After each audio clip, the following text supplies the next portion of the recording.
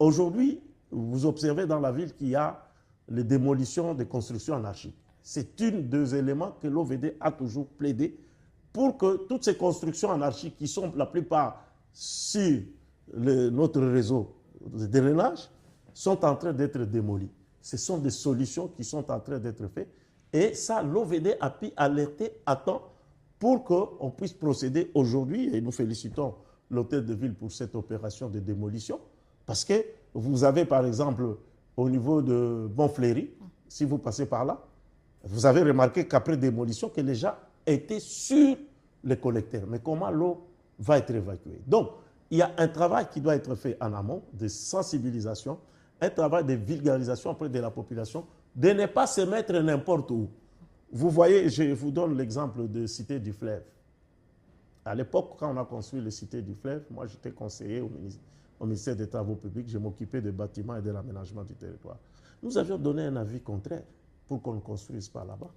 Mais aujourd'hui, on a construit. Je crois que quand vous allez dans la Cité du Fleuve, la plupart des gens qui habitent là-bas sont en train de partir. Quand il pleut, il y a des inondations. Donc, il y a un travail de vulgarisation, un travail qui doit être mené par toutes les institutions, et plus particulièrement les institutions qui sont proches de la population, les mairies, le bourgmestre, les chefs de quartier, et le civisme aussi, nous devons jouer sur ça.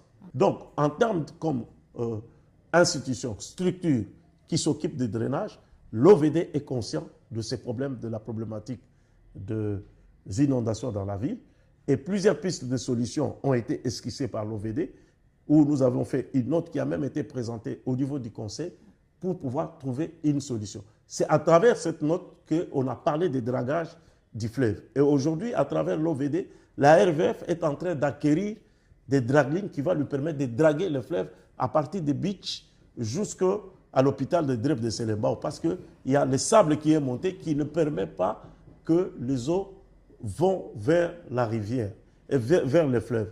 Donc, ce que nous voulons souligner, un élément important, c'est que la problématique des nations est une question transversale. Que les gens ne voient pas seulement l'OVD. C'est transversal, il y a beaucoup d'acteurs qui interviennent là-dedans. Et nous tous, je crois même le chef de l'État l'a dit, il a demandé qu'il y ait une coordination dans ces différents acteurs qui interviennent dans ces problèmes, afin de trouver une solution définitive à la problématique des inondations. Tous les acteurs que je viens de citer, chaque acteur doit prendre conscience de sa responsabilité dans ces problèmes et essayer autour d'une coordination, comme le chef d'État l'avait demandé, pour qu'on puisse trouver des solutions à la problématique des inondations. Comme je parle, quelles sont les causes des inondations que nous sommes en train d'observer dans la ville de Kinshasa? La première cause, c'est le manque d'aménagement, le manque d'urbanisation.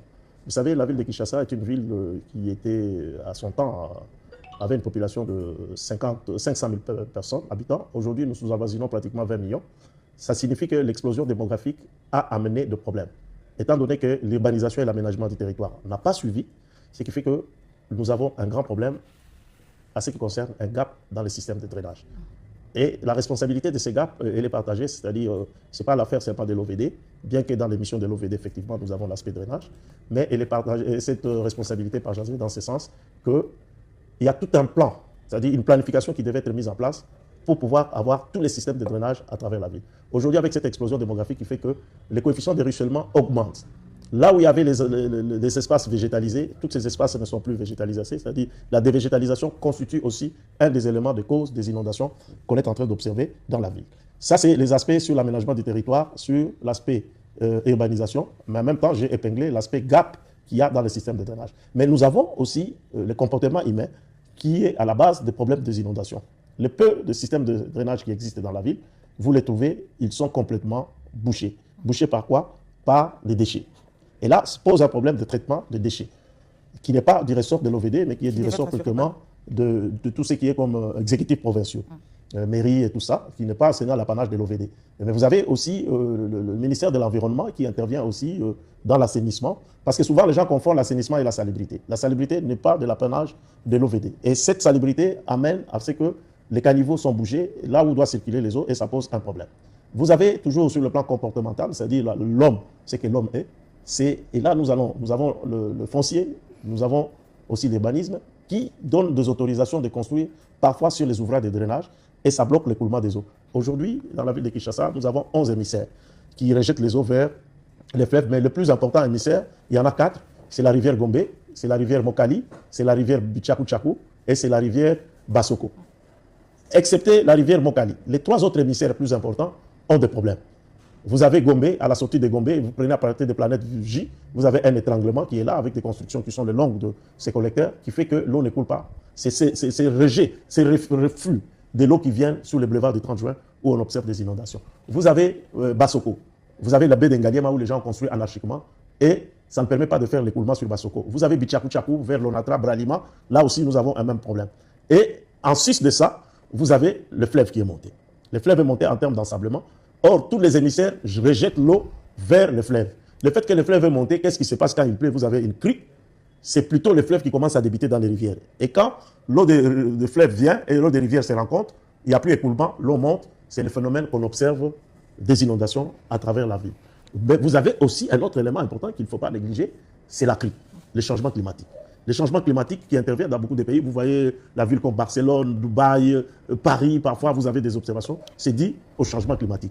Et pour les changements climatiques, nous ne pouvons assurer comme solution, parce qu'il y a 2 solutions, c'est l'atténuation ou bien les changements, mais nous agissons sur l'atténuation, c'est l'équirage que nous faisons régulièrement dans la ville de Kinshasa. Même pour le moment, nous avons un programme d'équirage. Mais le grand problème d'équirage, c'est quoi? Aujourd'hui, la fréquence d'équirage, nous l'avions dit, je crois même notre ministre connaît ça, il faut faire 4 fois l'équirage dans la ville de Kinshasa. Mais faute de moyens financiers, nous faisons une seule fois l'équirage. C'est insuffisant. Ce qui fait que ça accentue la problématique des inondations dans la ville. Donc, tout ça pour vous montrer que la problématique des inondations n'est pas un problème sectoriel lié à l'OVD, mais c'est lié à plusieurs institutions, à plusieurs ministères qui interviennent. Quand je parle du dragage du fleuve, c'est le ministère des Transports avec la RVF. Dieu merci, dans le cadre du programme d'urgence qui a été mis en place à travers l'OVD, aujourd'hui la RVF est en train d'acquérir les draglines qui vont permettre de draguer le fleuve pour baisser les niveaux d'ensablement et permettre à ce que les eaux puissent aller vers le fleuve convenablement. Donc,